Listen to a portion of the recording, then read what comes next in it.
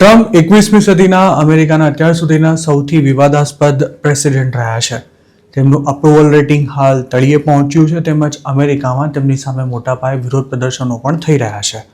તેવામાં ફ્લોરિડાના ગવર્નરે ટ્રમ્પની ચાંપલૂસીના ભાગરૂપે એક ઇન્ટરનેશનલ એરપોર્ટનું નામ બદલવા અંગેના બિલ પર સાઇન કરી દીધી છે, જેનાથી હાલ પામ બીચ ઇન્ટરનેશનલ એરપોર્ટ તરીકે ઓળખાતા આ એરપોર્ટનું નામ બદલીને પ્રેસિડેન્ટ ડોનાલ્ડ જે ટ્રમ્પ ઇન્ટરનેશનલ એરપોર્ટ કરવામાં આવશે.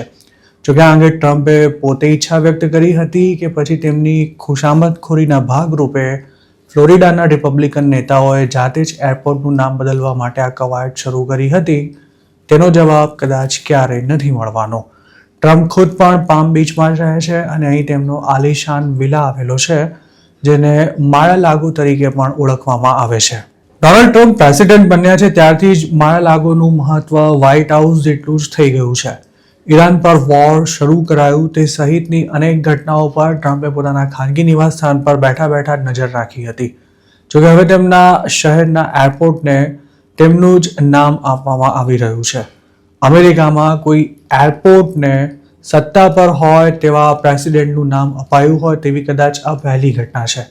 અમેરિકન મીડિયાના રિપોર્ટ્સ અનુસાર ફેડરલ એવિએશન એડમિનિસ્ટ્રેશનના અપ્રુવલ બાદ પામ બીચ ઇન્ટરનેશનલ એરપોર્ટનું નામ બદલાઈ જશે અને સંભવતઃ જુલાઈ 1થી જ તેનું નવું નામ અમલમાં આવી જાય તેવી શક્યતા છે.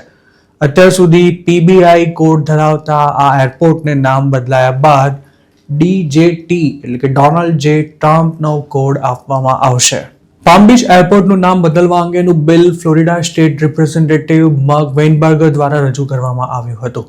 આ પહેલા પામ બીચ એરપોર્ટ અને માર-અ-લાગો વચ્ચેના 4 માઇલના રસ્તાને પણ ડોનાલ્ડ ટ્રમ્પનું નામ આપવામાં આવ્યું હતું અને તેમાં પણ વેઇનબર્ગરે જ મહત્વનો ભાગ ભજવ્યો હતો. ગવર્નરે એરપોર્ટનું નામ બદલવા અંગેના બિલ પર સાઇન કરી લીધી. ત્યારબાદ પોતાની પ્રતિક્રિયા આપતા વેઇનબર્ગરે એવું જણાવ્યું હતું કે આ પ્રક્રિયાનો હિસ્સો હોવાનો પોતાને ગર્વ છે. એરપોર્ટ અને રોડ સિવાય ડોનાલ્ડ ટ્રમ્પ અથવા તેમના ટેકેદારો દ્વારા બીજા અનેક જાહેર સ્થળોને ટ્રમ્પનું નામ આપવાની માંગ કરાઈ છે કે પછી નામ આપવામાં પણ આવ્યું છે, જેમાં Kennedy centre, US institute of piece, gold card, visa, coins તેમજ ફાઇટર જેટ્સનો પણ સમાવેશ થાય છે.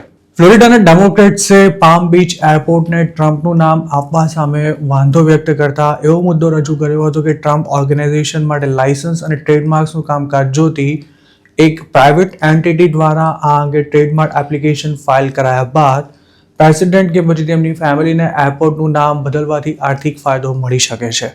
જોકે ટ્રમ્પ ઓર્ગેનાઇઝેશનના પ્રવક્તાએ ફેબ્રુઆરીમાં જ એવી સ્પષ્ટતા કરી હતી કે પામ બીચ એરપોર્ટનું નામ બદલવાથી ટ્રમ્પ કે તેમની ફેમિલીને કોઈ જ પ્રકારની રોયલ્ટી કે લાયસન્સ ફી નહીં મળે. આ ઉપરાંત આ અંગે જે બિલ પર ગવર્નરે સાઇન કરી છે તેમાં પણ એવું જણાવાયું છે કે નામ બદલવામાં કોઈ જ ખર્ચો નથી થવાનો. ડોનાલ્ડ ટ્રમ્પને ચાંપલૂસી એ હદે પસંદ છે કે તેઓ પોતાના ગુણગાન ગાનારા લોકોને ગમે તેવું ઇનામ આપી શકે છે. પોતાના બિઝનેસમેન તરીકે ઓળખાવતા ટ્રમ્પ પબ્લિક લાઈફમાં આવતા પહેલા જ પોતાને એક બ્રાન્ડ તરીકે રજૂ કરતા રહ્યા છે અને છેલ્લી ટર્મમાં પોતાનું નામ અમર કરી જવાનું ભૂત તેમના પર એ હદે સવાર થયું છે કે તેના માટે તેઓ જ્યાં ચાન્સ મળે ત્યાં જાહેર સ્થળોને પોતાનું નામ આપવામાં લાગેલા છે. આમ તો અમેરિકાની અનેક સરકારી ઇમારતો, એરપોર્ટ્સ તેમજ જાહેર સ્થળોને ભૂતપૂર્વ પ્રેસિડેન્ટ્સના નામ અપાયા જ છે, પણ આ બધું જે તે પ્રેસિડેન્ટ્સના સ્વર્ગવાસ બાદ થયું હતું. જોકે ટ્રમ્પ બધું જ પોતાની હયાતીમાં કરી જવા માંગતા હોય તેવું વર્તન કરી રહ્યા છે.